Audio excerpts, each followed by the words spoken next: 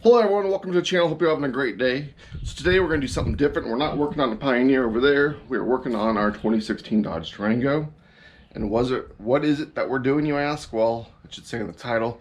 We're installing a Blue Ox base plate, part number BX2411, on our 2016 Dodge Durango. One of the reasons I bought this was to tow it behind my motorhome. So I finally figured out, let's go ahead and set it up.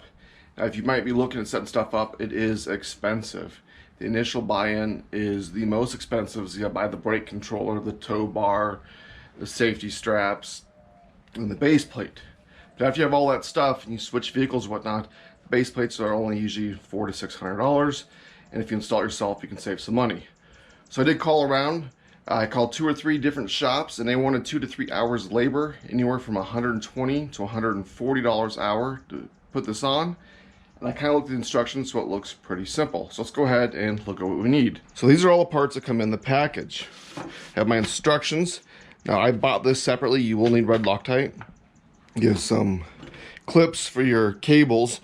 Now these are not the safety cables you think. These actually go behind the bumper, and it's a safety mechanism for your base plates. So this is 2 separate base plates right here. You have all your nuts and bolts right there, a couple more bolts here. It does come with the plastic pop rivets, and then 2 sets of spacers, a Z bracket for my breakaway switch.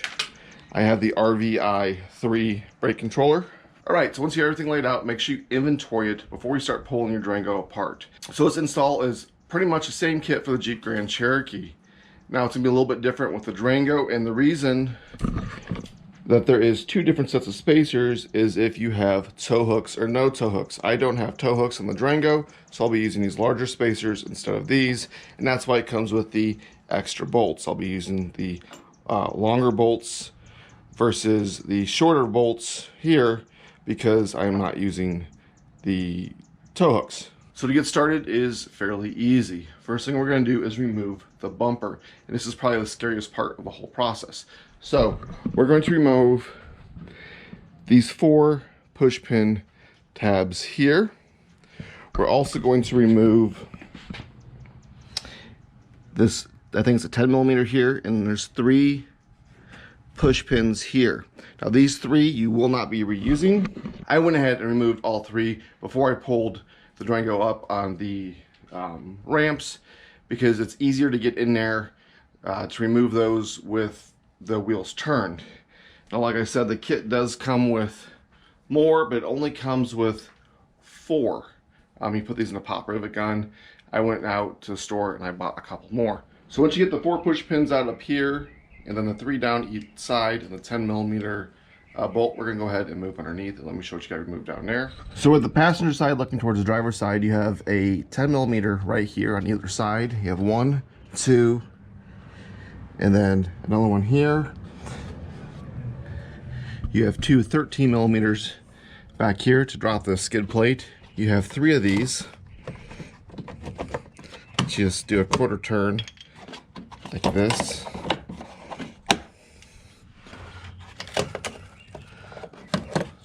And then you have these push pins, 1, 2, 3, and 4.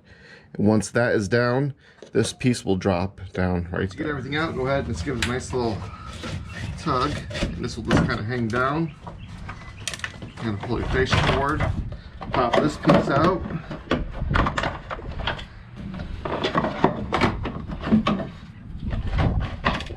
And this piece will get trimmed.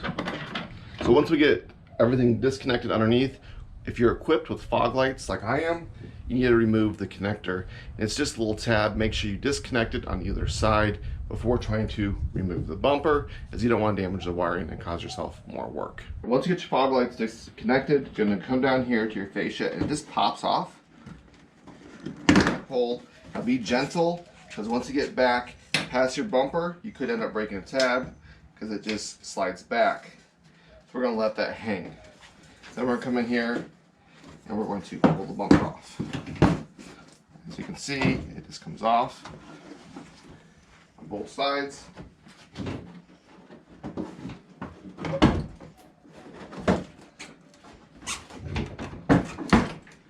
Being careful not to damage anything.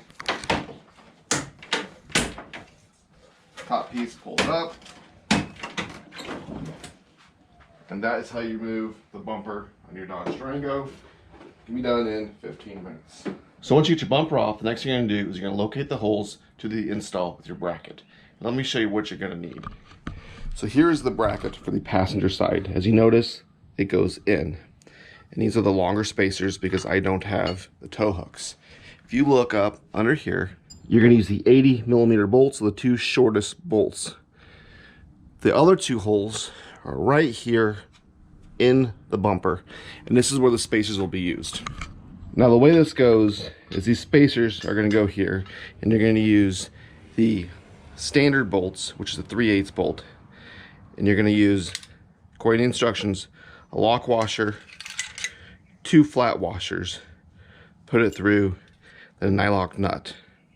And on the back, you're just going to use lock washers, and it'll thread right into the frame. So make sure when you do this install, you're installing it with red Loctite, because you don't want these to back out while you're driving, especially when you're towing, and you torque it to your proper settings. Let me show you the torque specs. So the 2 bolts that we're going to use is the number 10, which is a 3/8. That's the longer of the 2. It's a grade 5. And the number 12, which is a 10mm grade 8.8, and it's the 80mm long, as you can see right here. So if you go back to your torque specs, here they are. So 3.8 grade 5 is 33 foot-pounds, and the 10mm grade 8.8 is 31 foot-pounds. So first thing I'm going to do is I'm going to take my spacer, I'm going to put it in the bracket. I'm going to go ahead and get this lined up. I've already put my red Loctite on the shorter of the bolts, and I'm going to put my lock washer and feed it and just get everything nice and started to hold this up. So next thing I'm going to do is I'm going to take the longer bolt, put my lock washer and then the other 2 washers, feed it through the spacer all the way up, put the plate on top. I'm going to kind of push it up. I'm going to hand start and nylock nut. So next thing we're going to do after we get this all torqued down is we're going to put our safety cable on that goes behind the bumper. On the back right here you have an eyelet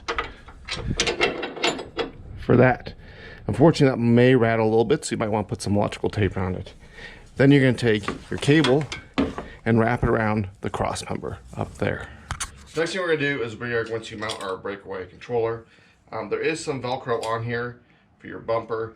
I'm just going to go straight like this. The kit comes with a self-tapping screw. I'm going to go into the cross member, and then to bolt it up, the kit comes with a bolt. So go ahead and we're going to get that done. Alright, now I got the brake support installed. Let me show you that.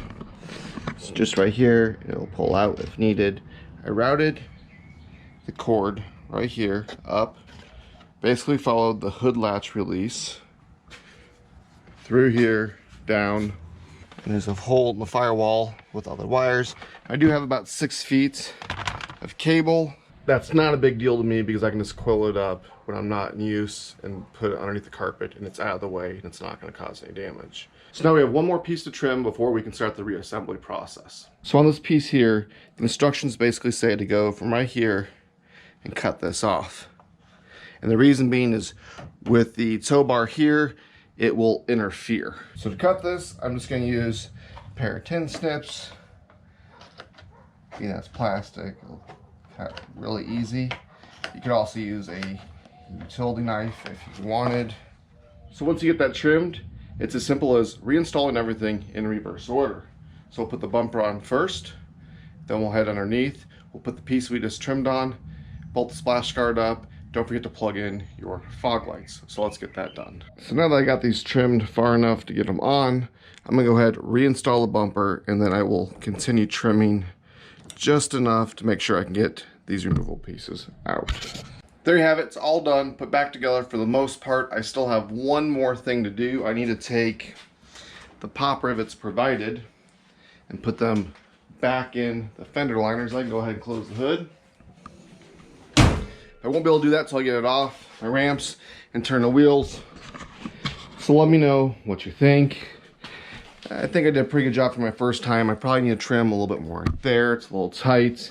But how this works, if you don't know, pull this pin, rotate, and they come out. The kit also comes with some nifty covers if you wanted to put it in there just to keep the debris out. I don't know if I'll ever use those.